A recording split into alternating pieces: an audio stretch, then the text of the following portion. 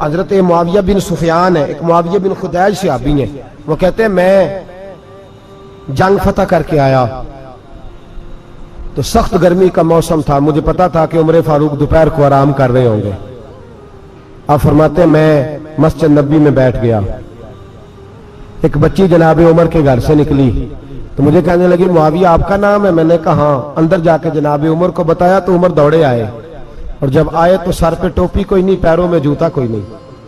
کہنے لگے میں تیرا انتظار کر رہا تھا، آج مجھے امید تھی تو آئے گا، تو نے بتایا کیوں نہیں؟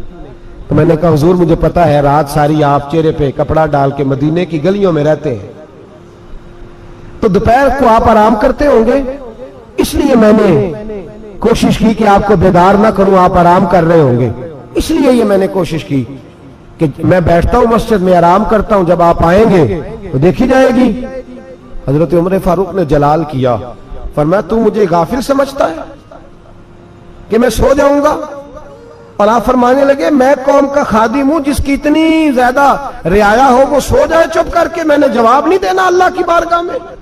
فرمایا میرے امیروں کی طرح سونے جاگنے کے وقت مقرر نہیں، میں قوم کا خادم ہوں، جس وقت بھی آیا کرو مجھے جگا لیا کرو، مجھے قبر میں جا کے خدا کو بھی جواب دینا ہے، محمد مصطفیٰ کو بھی جواب دینا ہے۔ میرے بھائی یاد رکھیں جب یہ چیزیں پیدا، اور پھر ہم نے ان تکلفات میں نے کئی دفعہ یہ بات بیان کی ہے، اب تو لوگ رشتے کرتے ہیں تو ڈی سی کالونی میں کرائے کا مکان خریدتے ہیں، 2-4 غیروں کی گاڑیاں منگا کے دروازے کے آگے کھڑا کرتے ہیں، رشتہ ہو جاتا ہے بڑا گھر دیکھ کے،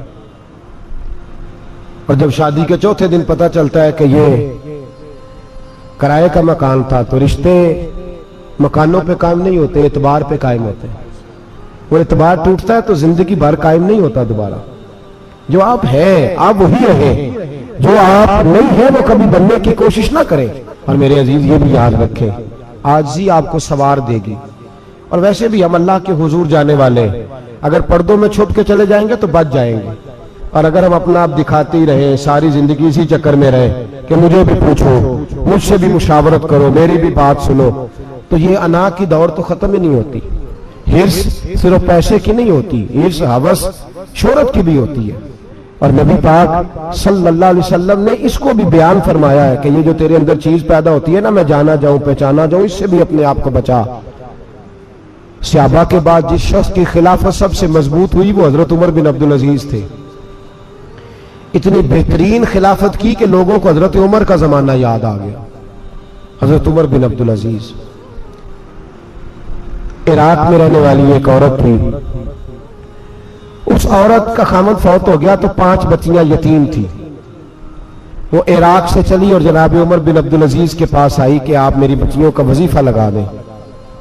وہ کہتی ہے جب میں پہنچی نا یہاں تو اب تو استقبال، آنا جانا بڑے معاملات ہیں، اب تو بچی کی برات آئے اور 5 7 10 20 لوگ دروازے پہ کھڑے نہ ہو تو برات ناراض ہو جاتی ہے، کہتے ہمارا استقبال ہی کسی نے نہیں کیا۔ تو استقبال تو اب اس طرح ہے جس طرح نشہ نہیں ہوتا، یہ استقبال کی حالت ہے، امیروں سے لے کے غریبوں تک۔ مجھے پوچھا ہی نہیں کسی نے، کرسی نہیں دی، آگے نہیں بٹھایا، یہ والا معاملہ ہے۔ اور میں میری طرح کے لوگ، نیک لوگوں کی بات نہیں کرتا، اب تو ہم دیکھتے ہیں فلاں مولانا کا استقبال ہو رہا ہے، فلاں کے لیے لوگ کھڑے ہو رہے ہیں، نعرے لگ رہے ہیں، اور اب تو میں دیکھتا ہوں ایسے ایسے ہاتھ لہراتے ہیں صوفی اور درویش کہلانے والے، جیسے سیاسی لیڈر لہرایا کرتے ہیں۔ یہ کیا طریقہ ہوا؟ یہ کون سا طرز زندگی؟ میرے نبی پاک صلی اللہ علیہ وسلم نے فرمایا جو خواہش کرے کہ میں آؤں اور لوگ کھڑے ہوں وہ تو جہنمی ہے، تو دوزخی ہے۔ سارے وہی طریقے ہم اختیار کرتے جا رہے ہیں، وہی پروٹوکول ہے ہر جگہ۔ وہ لوگ جن کے دروازے کھلے ہونے چاہیے تھے وہاں بھی ہر وقت کے لیے معاملات طے ہو گئے۔ یاد رکھیں میرے نبی پاک علیہ الصلوۃ والسلام نے جو تعلیمات دی، حضرت عمر بن عبدالعزیز رحمت اللہ تعالی علیہ، عورت کہتی ہے میں پہنچ گئی، میں نے لوگوں سے پوچھا گھر کہاں ہے، تو کہا وہ جہاں بوری لٹک رہی ہے نا باہر ٹاٹ کا پردہ لگا ہوا ہے وہ حضرت عمر بن عبدالعزیز کا گھر ہے۔ کہتی ہے میں دروازے پہ دستک دی، ایک عورت نے دروازہ کھولا تو مجھے بی بی جان کے اندر بلایا، تو ان کے گھر کے اندر جب میں داخل ہوئی تو بڑا سارا سین تھا، ایک جانب کنواں لگا تھا، ایک طرف ایک بڑا درخت تھا، اور ایک چھوٹا سا बनाई हुई थी जगह बर्तन धोने के लिए, और बीबी ना बर्तनों को मिट्टी लगा के साबुन लगा के बैठी हुई थी, काम कर रही थी वो औरत। मुझे उसने दरख्त के नीचे बिठाया, पानी पिलाया। कैसे आई हो? मैंने कहा अमीरुल मोमिनीन से मिलना है। कहने लगी बैठो, थोड़ी देर में आ जाते। कहती थोड़ी, मैंने समझा घर की कोई मुलाजमा है, मैं बैठ गई। थोड़ी देर गुजरी, फिर दस्तक हुई। उस बीबी ने उठ के दरवाजा खोला तो जब वो शख्स अंदर आए तो कहने लगी बड़ी देर से बर्तनों को साबुन लगा के बैठी हूं, कहां रह गए थे? कहती है वो साहब कहने लगे बस जरा मसरूफ हो गया था। दौड़े गए, कुएं से पानी निकाला, बीबी को दिया, उसने बर्तन धोए।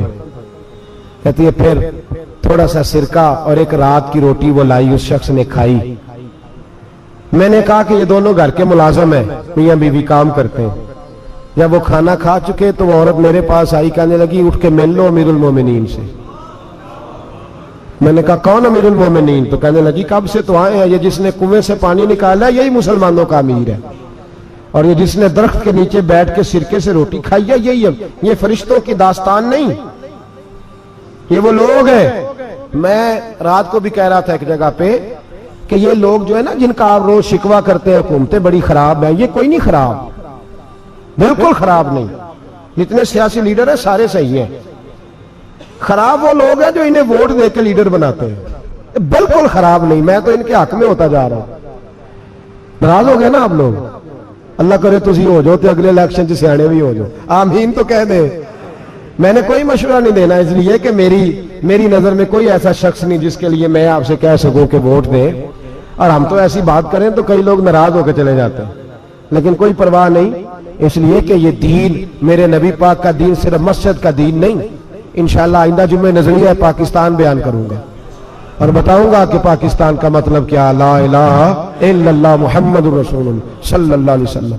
हुजूर का जो कुरान नाफज होगा मस्जिद में, वो कुरान कचहरी में भी नाफज होगा इंशाअल्लाह। और वो कुरान नाफज होने आया है, असेंबलियों में वही कुरान नाफज होगा इंशाअल्लाह। और यही चिराग जलेगा तो रोशनी होगी। बयान करेंगे और डट के बयान करेंगे, आपको बताएंगे। बस जो बात समझा रहा हूं फिल वक्त वो समझे, मुजरम वो नहीं जो बड़ा बन के लूटता है, मुजरम वो है जो उसको सपोर्ट करता है, जिसने उसे बड़ा बनाया है। ये याद रख ले, हमारी कोई बचत नहीं होगी, हमसे पूछा जाएगा। हम सारे कचहरी में खड़े होंगे, अल्लाह सवाल करेगा कि तुम बताओ तुम इनके मददगार क्यों बने थे, तुम सपोर्ट क्यों करते थे, ये पूछा जाएगा और हमने जवाब देना है। बहरहाल आम दाम बरसर मतलब जनाब उमर बिन अब्दुल अजीज रहमतुल्लाह अलैह के वो बीबी गई तो कहने लगी कि ये अमीरुल मोमिनीन ने कहा, वो उठ के हाजिर हुई, कहा हुजूर मैं इराक से आई हूं, मेरा खामद फौत हो गया, मेरी 5 बेटियां हैं, वजीफा लगा दे। वो बीबी कहती है मेरा दिल था कि यतीम बच्चियों का 100 दिनार साल का लगा देंगे तो बड़ी बात है। कहती है जब मैं उनके पास गई तो हजरत उमर बिन अब्दुल अजीज को बताया तो वो रोने लग गए और मुझसे माफियां मांगने लगे। मैंने कहा हुजूर आप क्यों माफी मांगते हैं? तो कहने लगे इसलिए माफी मांग रहा हूं कि तू मेरी रियाया में थी और तेरी 5 बच्चियां यतीम थी, तुझे खुद चल के आना पड़ा है। मेरा काम था तेरी खबर लेता, माफ कर दे अल्लाह की रिजा के लिए। उन्होंने वजीफा लिखना शुरू किया तो मेरी एक बच्ची का 1000 दिनार साल का लिखा। मैंने कहा अल्लाह तेरा शुक्र है। फिर दूसरी बच्ची का 1000 लिखा तो मैंने कहा अल्लाह तेरा शुक्र है। तीसरी का 1000, चौथी मैंने कहा शुक्र है। जब चौथी का लिखा तो मैंने कहा अल्लाह आपका इकबाल बुलंद करे, अल्लाह आपको हमेशा इसी तरह फलता फूलता रखे। कहते हैं जनाब उमर बिन अब्दुल अजीज ने कलम रख दिया, फरमाने लगे मैं 5वीं का वजीफा नहीं लिखूंगा, 4 बहनों से कहना बांट के इसे भी दे दे। कहा हुजूर क्यों? आप फरमाने लगे जब तक तू अल्लाह का शुक्र अदा कर रही थी मैं भी रब से जुड़ा हुआ था और अल्लाह से डर के लिख रहा था। अब तूने मेरी तारीफ की है, अब मेरी जात आ गई है, अब मैं अगर ये वजीफा लिखूंगा तो इससे अल्लाह राजी नहीं होगा, इससे मेरे नफ्स में रिया पैदा होगी। अब मैं 5वीं का नहीं लिखूंगा, जा और जाके इराक के गवर्नर को दे। बीबी कहती है मैं घोड़े पे बैठी और मैं चंद दिनों के बाद इराक पहुंची। जब सवेरे आके मैंने वालिए इराक को रुका दिया तो वो चीख मार के रोया। मैंने कहा क्या हुआ? तो कहने लगा बीबी आज रात को हजरत उमर बिन अब्दुल अजीज का इंतकाल हो गया, फौत हो गए, तो इंतकाल कर गए। कहती मैं भी तड़प के रोई। मैंने कहा मेरी यतीम बच्चियों का क्या बनेगा? तो वो गवर्नर कहने लगा तेरे वजीफे जारी रहेंगे, तुझे मिलते रहेंगे। तो कहने लगी कैसे? कहने लगा मैं अगर तो गवर्नर रहा तो तेरा वजीफा जारी रहेगा और अगर गवर्नरी से उतर भी गया تو میں ذاتی طور پہ مالدار ہوں، پھر بھی تیری بچیوں کے ماہانہ پیسے پہنچتے رہیں گے۔ میں نے کہا تو کیوں دے گا؟ کہتی ہے میں رو پڑا، کہنے لگا اگر امیر حضرت عمر بن عبدالعزیز جیسے ہو تو پھر اللہ گورنروں کے دلوں میں بھی رحم ڈال دیا کرتا ہے، پھر میرے جیسے لوگوں کو بھی وہ بدل دیتا ہے۔ حضرت عمر بن عبدالعزیز گھر آئے، 3 بیٹیاں تھیں، ایک کو آواز دی وہ آئی تو اس نے منہ پہ ہاتھ رکھا ہے، دوسری کو آواز دی وہ آئی تو منہ پہ ہاتھ رکھا ہے، تیسری کو آواز دی تو منہ پہ ہاتھ رکھا ہے۔ آپ نے اپنی بیوی سے کہا کہ یہ بچیاں منہ پہ ہاتھ کیوں تینوں نے رکھا ہوا ہے، کیا بات ہے؟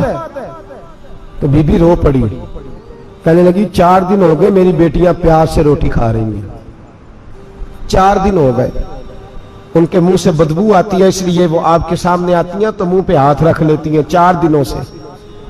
بی بی رو رہی ہے، حضرت عمر جلال میں آ گئے، آپ فرمانے لگے تو یہ رو رہی ہے، تو روئی ہے، تو نے میرے گھر میں رہ کے اللہ کی ناشکری کی ہے، تو شکر ادا نہیں کرتی کہ 3 وقت پیاز اور روٹی تجھے گھر کی 4 دیواری کے اندر مل جاتا ہے؟ رو رہی ہے، اور میں آ میرے ساتھ باہر نکل، تجھے وہ لوگ دکھاؤں جو جھونپڑیوں میں رہتے ہیں اور مانگ کے کھاتے ہیں، آ تجھے دکھاؤں۔ اتنی ناشکری کہ گھر کے اندر پیاز پہنچ رہا ہے، روٹی پہنچ رہی ہے، اور تو کہتی ہے میری بیٹیاں پیاز سے کھاتی ہیں، شکر کر فاقے نہیں کاٹنے پڑے۔ پھر اگلے لفظ کہے تو رو پڑے، فرمانے لگے میں نے تو مصطفیٰ کے وہ حالات بھی سنے ہیں جس میں کئی دن بی بی فاطمہ نے فاقے کیے، تو گھر کے اندر پیاز پہنچ رہا ہے، تو ابھی بھی سادگی، عاجزی اور قناعت نعمت تھی ان لوگوں کی۔ ہمارے ہاں روز شکوا ہے، کس بات کا؟ گاڑی کوئی نہیں، روز رونا ہے، کس بات کا؟ بنگلہ کوئی نہیں، روز رونا ہے، کس بات کا؟ بینک بیلنس کوئی نہیں، 10 جوڑے کیوں نہیں عید پہ آئے؟ اور یہ صرف عورتوں کا مسئلہ نہیں، ہمارے اندر بھی یہ بات بدرجہ اولا، ہم روز اپنے آپ کو مسکین کہتے ہیں، غریب کہتے ہیں، لاچار کہتے ہیں، مجبور کہتے ہیں۔ کبھی دیکھو جو جھونپڑیوں میں رہتے ہیں، کبھی پلٹ کے دیکھو لوگوں کی طرف جو پیدا ہوئے تو آنکھیں کوئی نہیں تھی، ہاتھ کوئی نہیں تھے، پیر کوئی نہیں تھے، وہ دیکھو جو پیدا ہوئے تو سر پہ باپ کا سایہ کوئی نہیں تھا، کیسے کیسے لوگ وقت گزار رہے ہیں۔ ہم روز آ کے کہتے ہیں کاروبار ٹھنڈا ہو گیا، حالات بڑے خراب ہو گئے، ہم بڑے مجبور، کیا ہو گیا صاحب؟ اللہ کے دن ہے، سارے اللہ کے دن ہے، وصل اچھا ہے نہ فراق اچھا ہے، یار جس حال میں رکھے وہی حال اچھا ہے۔ بس اپنے آپ کو مطمئن کریں، عاجزی، انکساری، قناعت، سادگی، اس کو اپنی زندگی کا حصہ بنائیں، اللہ دولت سکون عطا کر دے گا۔ آخر دعوانا ان الحمدللہ رب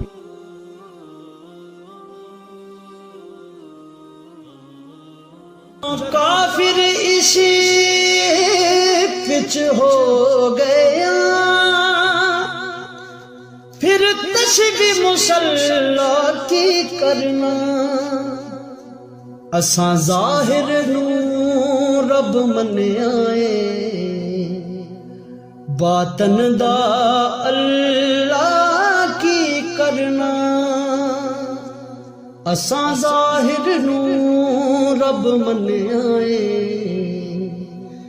باطن دا اللہ کی کرنا۔